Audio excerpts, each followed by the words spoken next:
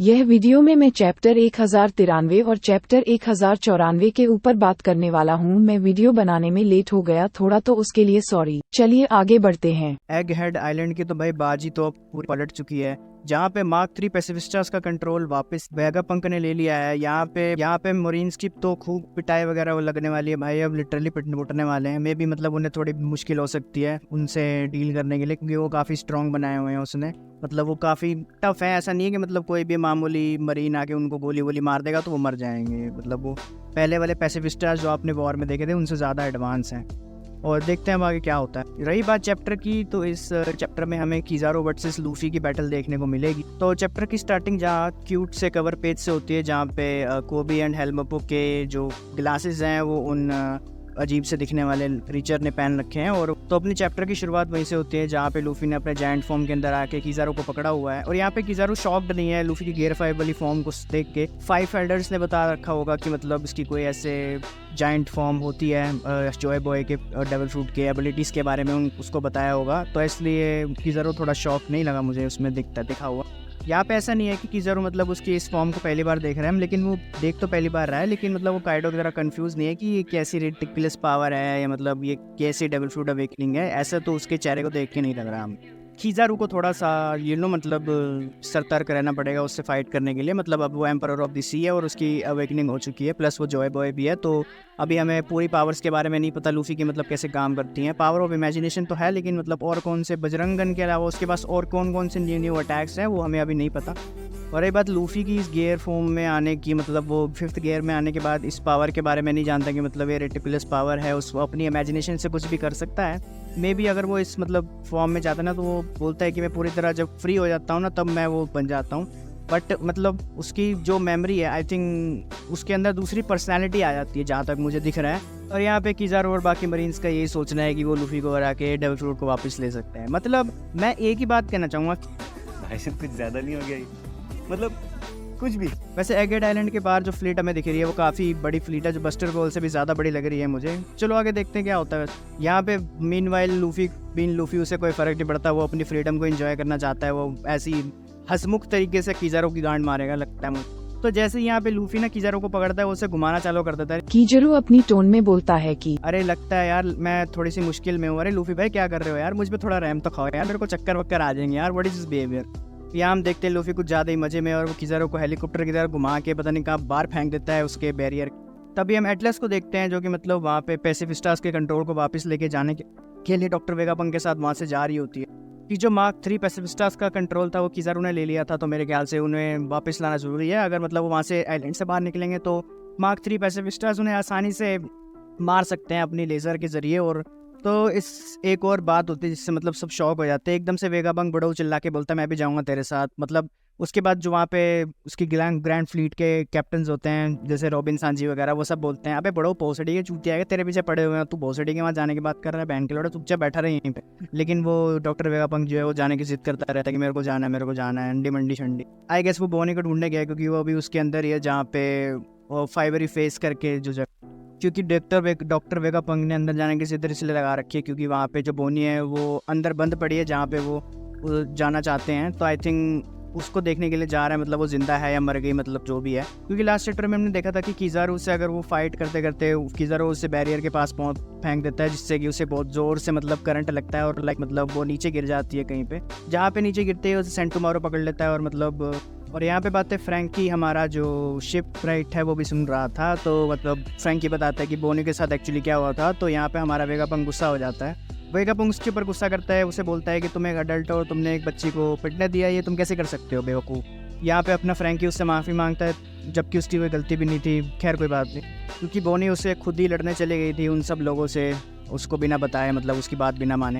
Frankie फिर भी वहाँ पे उन्हें माफ़ी मांग के कहता है मैं उससे बचा के ले आऊँगा बोनी को, आप चिंता मत कीजिए। ये बात सांजी भी सुन लेता है और सांजी भी तैयार हो जाता है कि मैं बोनी चा को बचाने जाऊँगा। और यहाँ पे हम देखते हैं सांजी के बगल में जिम्बे को, मतलब उन्होंने भाई मतलब डिलीवरी बॉय बनाया हुआ है साला। इतना बड़ा king of knight of the sea है, मतलब क्या उसका टाइटल मिला हुआ है साले को, मतलब डिलीवरी बॉय बना दिया भाई, ठीक है। जिसके बाद सीन फेब्रिक्स के अंदर शिफ्ट होता है, जहाँ पे हम देखते हैं कि सारे बोनी को ढूंढ रहे हैं, क्योंकि उन्हें पता लग चुका है जो बोनी है वो फेब्री फेस के अंदर ही है। वहाँ पे उन्हें सेंटोमारो मिल जाता है, वहाँ पे हमें फिर बोनी दिखाई जाती है जो कि मतलब छुपी हुई होती है। वो इसलिए क्योंकि बोनी ने अपनी पावर्स को यूज़ करा है यहाँ पे और काफ़ी सारे मरीन्स को एज में छोटा कर दिया, किसी को बूढ़ा कर दिया, किसी को और ज़्यादा मतलब लाइक उल्टा मेटा कर दिया, किसी को बच्चा बना दिया, मतलब काइंड ऑफ उसने काफ़ी सारा डिस्ट्रक्शन करी है अपनी डबल फ्रूट की मदद से।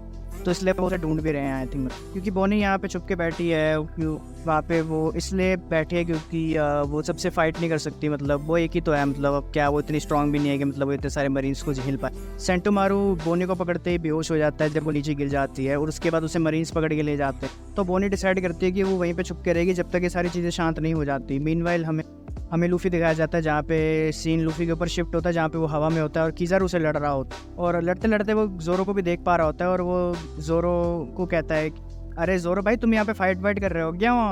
तो जोरो यहाँ पे लूफी को कहता है अरे दा भाई तू किज़ारू से लड़ने में ध्यान दे, मैं इस चूते के पट्टे को संभाल लूंगा, मेरी चिंता मत कर। और जैसे आपको पता होगा मेरा फेवरेट रोरो नवा जोरो कहता नहीं है, वो करके दिखाता है।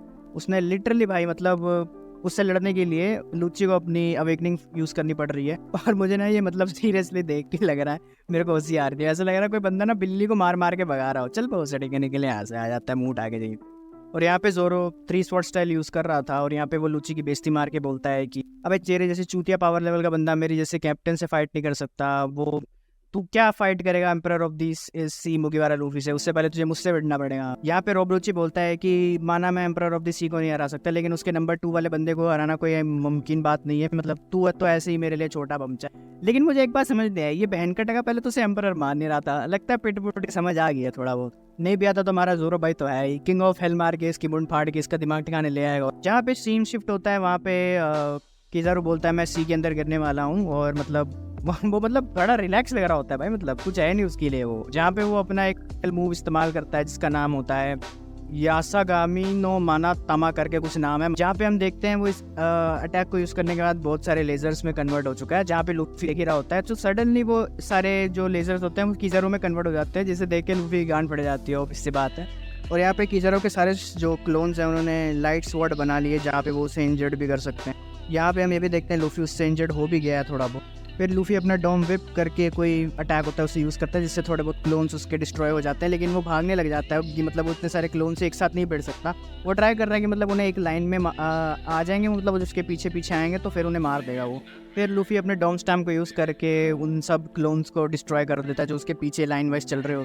और यहाँ पे लूफी को लग रहा था कि जो असली किज़ारू है वो भी इनमें से कोई एक होगा, लेकिन फिर हम देखते हैं कि तो किज़ारू ने उसको उस सब का गला पकड़ा होता है और बोल रहा होता है डॉक्टर वेगापंक और एटलस कहाँ पे है।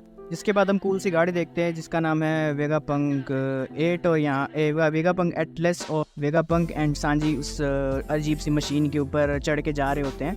तो वेगापंक यहाँ पे काफ़ी सारा सीरियस लग रहा था क्योंकि उसे किसी भी हालत में बोनी को बचाना ही था, वरना वो कुमा को अपना मुंह नहीं दिखा पाता।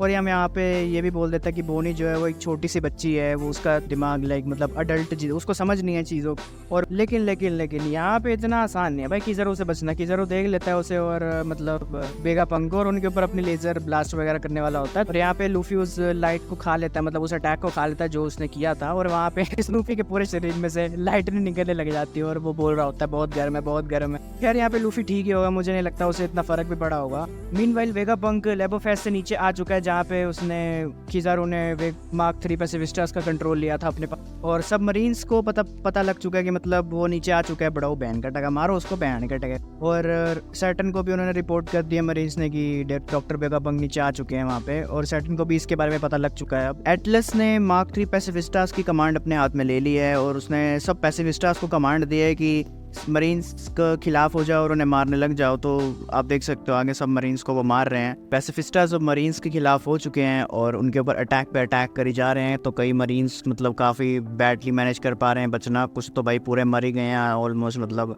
इंजर्ड हो गए बहुत गंदे वाले, और मतलब उनकी हालत बहुत ख़राब चल रही थी, जिसकी वजह से पूरे आइलैंड को पता चल चुका था कि डॉक्टर वेगापंक डोम से बाहर निकल के आ चुका है। जहाँ पे सीन सीधा वेगापंक की तरफ शिफ्ट होता है, जहाँ पे हमें सांजी, एटलस और वेगापंक, फ्रैंकी वगैरह दिखाए जाते हैं जो बोनी को ढूंढ रहे होते हैं। और ढूंढते ढूंढते सांजी और फ्रैंकी वेगापंक से क्वेश्चन करते हैं कि ये टैंक नीचे नहीं गिर जाएगा। तो वेगापंक उन्हें बताता है कि क्योंकि इसके टायर जो है वह उसी मटेरियल से बने हैं जिस मटेरियल से क्लाउड्स बने थे। ढूंढते ढूंढते सांजी एकदम से चिल्ला के बोलता है मैंने बोनी को ढूंढ लिया, जहाँ पे फ्रैंकी शॉक हो जाता है और उसे बोलता है कि अरे तू सच बोल रहा है। फिर सांजी उससे सैवेज रिप्लाई देके बोलता है कि मेरा लेडी रडार कभी झूठ नहीं बोलता, जिससे वेगापंक भी एग्री करता है। कहता है मैं वेगापंक बोलता है जो तेरा ये रडार है वो साइंटिफिक तो नहीं लग रहा, बट फिर भी मैं तेरे ऊपर भरोसा कर रहा हूँ। फिर सांची कहता है मेरे पे भरोसा करने के लिए शुक्रिया, बट जो तेरा ये वेगा टैंक है वो मेरे जलते हुए दिल के आगे बहुत ज़्यादा स्लो है। मैं फटाफट बोनी के पास जा रहा हूँ उसे हक करके बचाने के लिए। बोनी चा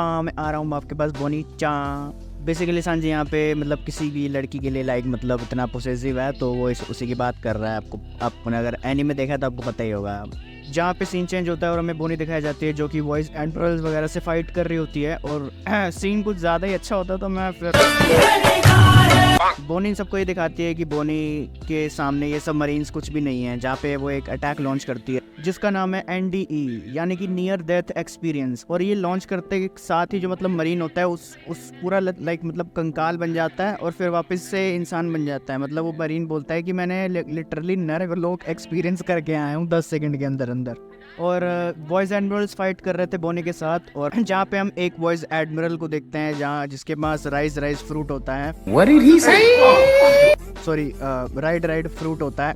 राइड फ्रूट से वो किसी भी पैसिफिस्टा या नॉन लिविंग थिंग को कंट्रोल करके उनसे हमला करवा सकती है। उसे बोलती है कि चाहो मैं तुझे छोड़ सकती हूँ। पैसिफिस्ट ऑफ बोनी के ऊपर हमला कर देता है और तो बोनी मतलब खड़ी रहती है और अपने पापा की शक्ल को देख के उन्हें डैडी डैडी चिल्ला रही होती है। यहाँ पे मतलब वो फायर कर देता है पैसिफिस्टा और सांजी आके उसे बचा लेता है। सांजी भागने स्टार्ट हो जाता है, उसके पावर वॉइस एडमिरल होता है जो उसके ऊपर अटैक करने की ट्राई करता है, बट सांजी उसे डॉज करके वेगापंक 8 में बैठ जाता है और वहाँ से चले जाते हैं। उनको बोनी को बचाने वाला जो मिशन है वो सक्सेसफुल हो जाता है। लेकिन हमें नहीं लगता मतलब वो इतनी आसानी से मतलब वन पीस में किसी भी चीज़ को लोग पहुंच सकते हैं। तो इनके सामने आ जाता है वो हमारा एडमिरल किजारू जो कि उन्हें रोकने की ट्राई करता है, बट जो मतलब लूफी से वो बोलता है कि मैं तेरे से पक चुका हूँ, मेरे को मेरा मिशन है वो पूरा करना है, मैं तेरे साथ और चुतियापन नहीं कर सकता। फिर लूफी उसे जवाब देके बोलता है कि यही तो मेरा मिशन है कि तुझे मिशन ना करने दूँ। और उसके बाद हम देखते हैं कि किजारू स्पीड से भाग कर जाता है, जिससे किजारू एक अटैक करता है वेगापंक के ऊपर, और वो जो टैंक तो कुछ नहीं होता उस टैंक को जिसके अंदर वो जा रहे होता है, लेकिन वो जो क्लाउड से भरा हुआ जो भी मतलब होता है जो चिपका हुआ था उस टायर के ऊपर जिससे वो चल रहा था दीवार के ऊपर या मतलब जो भी है, तो वो नीचे गिरने लगते हैं। और तभी लूफी आता है और किजारू को सेकंड अटैक यूज़ करने नहीं देता उसका, और उसके ऊपर यूज़ करता है अपना वाइट स्टार गन, जिसका इस्तेमाल उसने काइडो के खिलाफ किया था अगर आपने एपिसोड देखा होगा तो, जहाँ पे वो किजारू के बिल्कुल मुंह के आर पार मार देता है और मतलब किजारू का सारा वो लूफी के हाथ के आर पार हो जाता है। और मतलब किजारू एक ही चीज़ बोलता है, इट्स नॉट गुड। मतलब किजारू लाइक थोड़ा सीरियस था, उसको कोई अलग सी प्रेजेंस महसूस हुई थी, और वो प्रेजेंस और किसकी हो सकती है, सैटर्न की ब्रो ऑफ कोर्स। और यहाँ पे लूफी भी काफ़ी ज़्यादा ड्रॉप आउट हो चुका है, मतलब उसकी पावर है वो जैसे आपने देखा होगा एकदम से बुढ़ा बन गया था वो जब काइडो से फाइट करते करते उसके बाद दोबारा से वो अपना गेयर अप कर लेता है काइडो से फाइट करने के लिए। वैसे वो इस फाइट में नहीं करता, वो बुढ़ा बन जाता है और नॉर्मल हो जाता है पहले जैसे, मतलब काफ़ी बूढ़ा हो जाता है और नीचे गिरना स्टार्ट हो जाता है। लेकिन मतलब उससे पहले यहाँ एक अनाउंसमेंट होती है, तो सब मरीन्स को बता दिया जाता है कि जो नॉर्मल मरीन्स हैं वो सैटर्न को नहीं देख सकते, गोरोसे को, सिर्फ वॉइस एडमिरल्स और एडमिरल्स देख सकते हैं।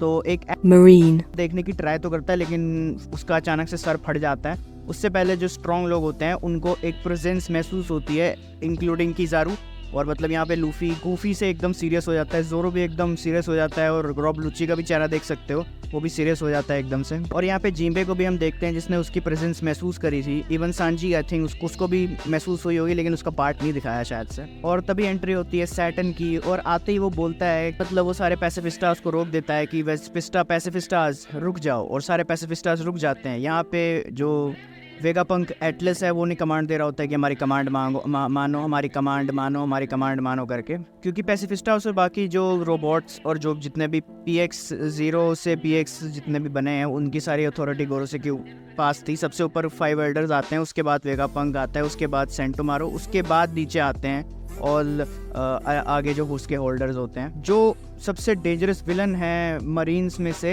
5 एल्डर्स, उनकी एंट्री तो भाई ओडा सेंसेई ने एकदम मतलब क्या ही बोलूँ मैं, बहुत बैड ऐसा रखी है। वो एक सर्कल से निकल के आता है, एकदम एनिमेटेड सर्कल बनता है, उसके बाद वो आता है और उसकी आप जॉन फ्रूट फ्लावर देख सकते हो, कुछ ऐसा दिखता है। और भाई उसके लिटरली यहाँ पे 4 पैर मुझे दिख रहे हैं, और मतलब एक जो वो जैसे लूफी के पीछे वो वाइट कलर का फ्लेमिंग क्लाउड बन जाता है ना, और रॉब लुची के पीछे ब्लैक कलर का फ्लेम क्लाउड बन जाते हैं अवेकनिंग के टाइम पे, वैसा हमें कुछ दिख रहा है यहाँ पे। लाइक मतलब काइंड ऑफ सैटर्न का लुक किसी डीमन से कम नहीं लग रहा है। और यहाँ पे जैसे सैटर्न की एंट्री होती है, एंट्री होने से पहले हमें काफी सारी ब्लैक लाइटनिंग दिख रही है, तो इससे हमें पता चल सकता है कि गोरोसे के पास भी एडवांस कॉन्करर हाकी और भी ज्यादा हाकी उसके पास हो सकती हैं। लाइक मतलब, और ऑफ कोर्स यार वो सैटर्न है, स्ट्रॉन्गेस्ट विलन या स्ट्रॉन्गेस्ट अथॉरिटी में से एक है, तो ऑफ कोर्स जहाँ पे हम आगे बढ़ते हैं और जहाँ पे वो वेगा टैंक है वो नीचे गिरने लगा और वो सीधा सैटर्न के आगे गिरता है, और मतलब सारे उसे मतलब उठे रहे होते हैं, तभी वेगा पंक की उसके ऊपर नजर पड़ती है और वो बोलता है ये तो सैटर्न है। और तभी वो वेगा पंक को बोलता है कि शाशीपुरी दाना वेगा पंक सा, और मैंने सोचा था कि तू मर गया हुआ, लेकिन तो अभी तक जिंदा है। और मीनवाइल जो लूफी है वो नीचे गिर रहा होता है, तो वो सैटर्न के सामने गिर रहा होता है, और सैटर्न लूफी को देख के लूफी नहीं बोलता, वो तो बोलता है नीका, सिर्फ उसके मुंह से निकलता है नीका। और भाई साहब क्या ही बोलूं भाई मैं, इससे उसे हमें पता चलता है कि सैटर्न को वर्ल्ड सेंचुरी के बारे में और काफ़ी सारे और भी लोगों को उसके और भी मतलब पास्ट पता है कि आई वुड थिंक वो जॉय बॉय के हिसाब से वो जॉय बॉय को जानता है, या पास्ट में उससे फाइट करी होगी, आई थिंक उसके पूर्वजों ने या उसे इमू सामा ने बताया होगा, मुझे इतना याद नहीं है, बट हाँ इतना देख के हमें ये पता चल रहा है कि सैटर्न को पता है कि नीका कौन है। तो मतलब लूफी जो है उसकी एनर्जी थोड़ी डाउन है, तो इसलिए वो रिचार्ज करने में थोड़ा टाइम लग सकता है, तो इसलिए वो सैटर्न से भी फाइट नहीं कर रहा। तो अब हमें देखने को मिल सकता है सांजी versus Saturn I guess. While इस सिचुएशन का फ़ायदा उठाकर जैसे बोनी को होश आता है और वो फटाफट जाती है और वो सैटर्न को एक स्वॉर्ड से स्टैब कर देती है, और हमें दिखाया जाता है कि बट बोनी का जो ये स्टैब किया उसमें सैटर्न को उसके पास बहुत एक स्ट्रॉन्ग रीज़न है, क्योंकि सैटर्न ने ही बोला था कुमा की पूरी मेमोरी को इरेज करने के लिए, जब वो उसे क्रिएट कर रहा था डॉक्टर वेगापंक को। तो डॉक्टर वेगापंक ने उसकी मेमोरी इरेज तो नहीं करी, लेकिन उसकी मेमोरी एक बबल में बना के रख दी थी ताकि वो उसके ऊपर रिसर्च कर पाए। और मतलब सैटर्न ने ये बोला था कि वो कुमा की सारी मेमोरीज़ को हटा दे और मतलब उसको पूरी फीलिंग्स वगैरह ऐसे कुछ ना हो, और उसे पूरे तरह साइबोर में कन्वर्ट कर दे। इनवेल हमें ये भी लग रहा है कि उस जो एंशिएंट रोबोट है जो लूफी की तरफ से लड़ सकता है, क्योंकि मतलब ऑब्वियस सी बात है लूफी की जो ड्रम्स ऑफ रिवलेशन से उस रोबोट की जो एनर्जी है वापस रिस्टोर होगी, उसकी बैटरी दोबारा चार्ज हो चुकी है। अगर आपको ये वीडियो अच्छी लगी तो आप इस वीडियो को लाइक सब्सक्राइब शेयर ज़रूर कर सकते हैं।